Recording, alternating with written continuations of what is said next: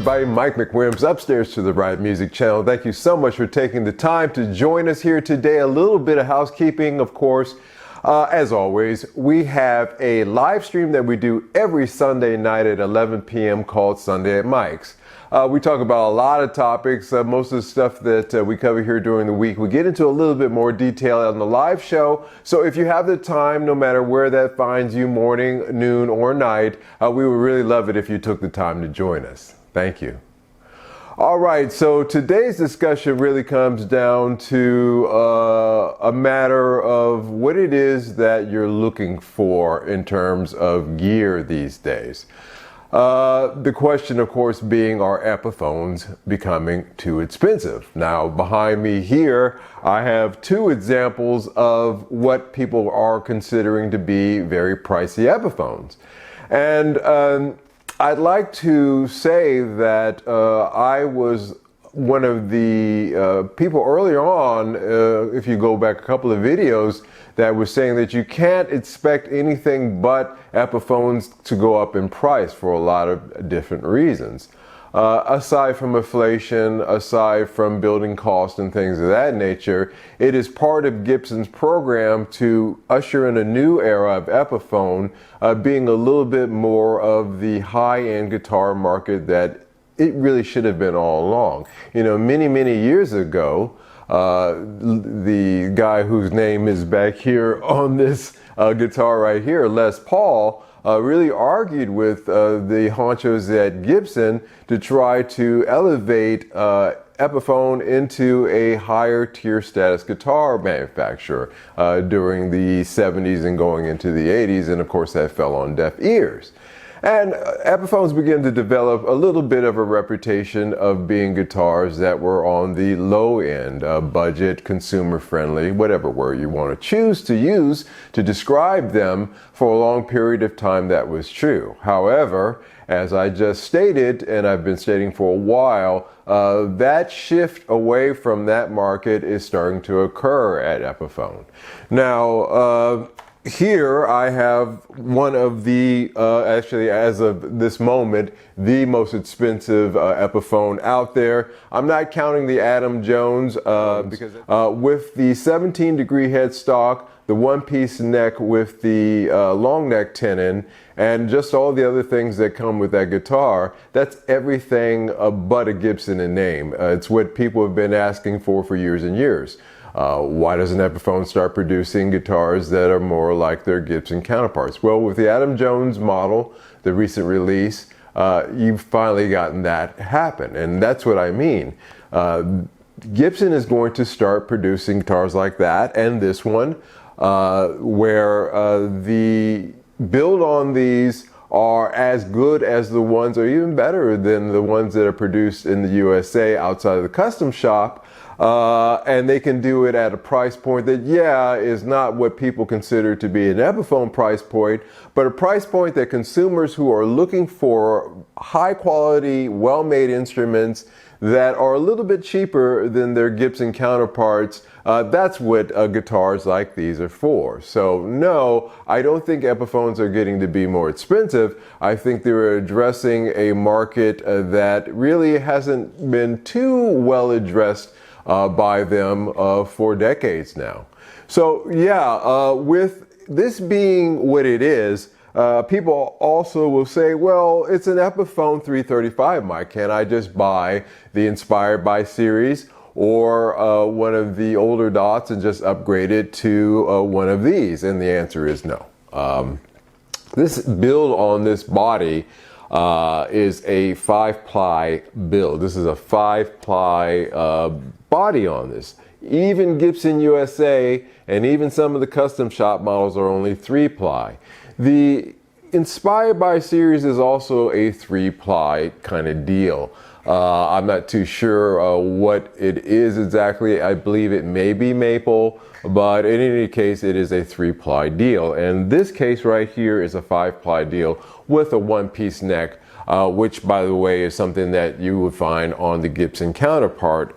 So overall, with just the 5-ply body and the one-piece neck, you're getting actually a slightly better build than the Gibson USA, certainly a better build than the Epiphone inspired by series, and it's not really the same thing. This guitar is kind of an outlier. That's the conclusion that I've come to, which is one of the reasons why they only made 2,000 of these.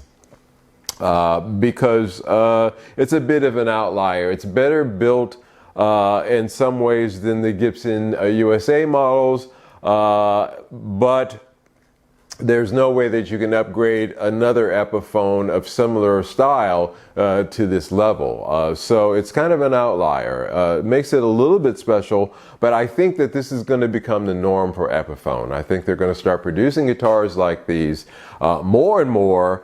I myself, I really love it. It's got a beautiful ring to it, just playing acoustically.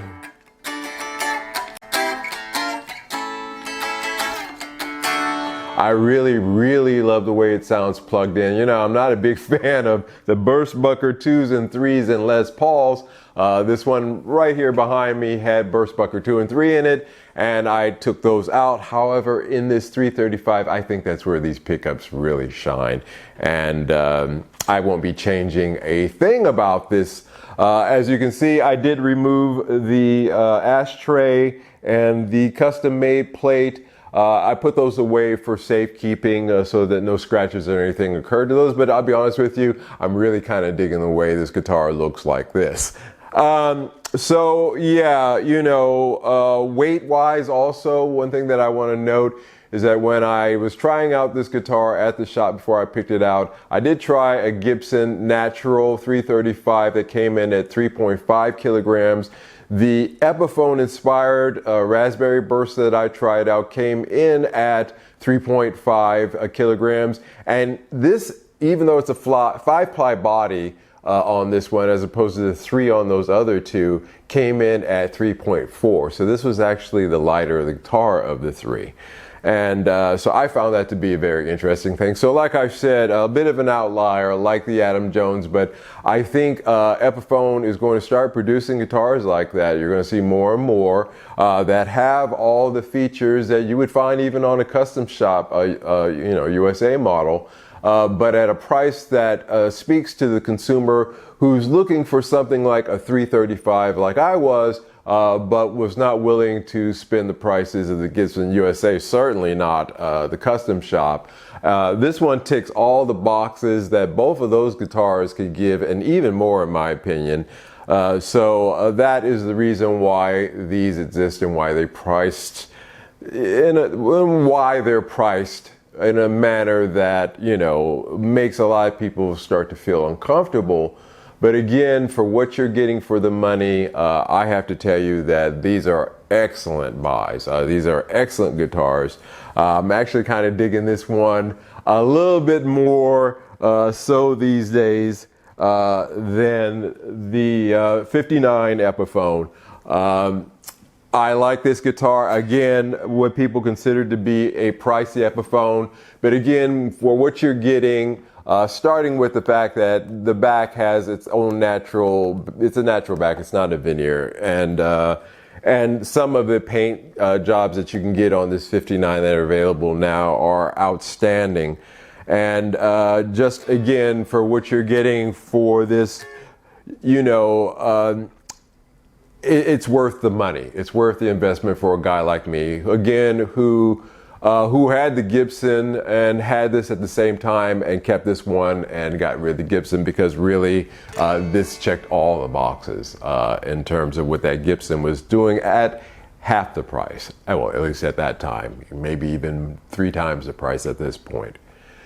So anyway, guys, that is my opinions on why Epiphones are getting to be expensive. It is not just because of the inflation and because of the cost of manufacturing, shipping and all those other things. No, it is a move by the parent company Gibson to start to fill a niche out there in the market for higher end guitars that are well made by a very reputable, well-known company, making these guitars for guys like me, working musicians who are looking for, you know, high quality guitars to play on, but don't want to break the bank. You know, quite frankly, for the cost of this, as people saying, you know, expensive Epiphone and this one behind me, I still don't have the money in order to buy a Gibson USA model.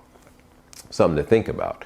So yeah, guys, something to chew on. This is the era of the expensive Epiphone, so you might as well get used to it. Enjoy it too, because they are producing really excellent instruments like this Les Paul and this 335. So those are my thoughts. You can take them or leave them. I know there's a lot of people out there who are against Chinese-made instruments, and I can dig that sentiment. However, you know, it is not something that I take into a consideration, to be frank with you. I really take in consideration the company and the quality, and I have to tell you that these days Epiphone is knocking it out the park. All right, guys, that's it for today. Please hit the like button if you like today's content. And if you haven't subscribed with us yet, hit that subscription button. Help the channel out. Join the community that we're building here. We talk about a lot of cool stuff like these guitars and a lot more. So stay tuned for that. Thank you so much for watching today. Have yourselves a good one. Bye-bye.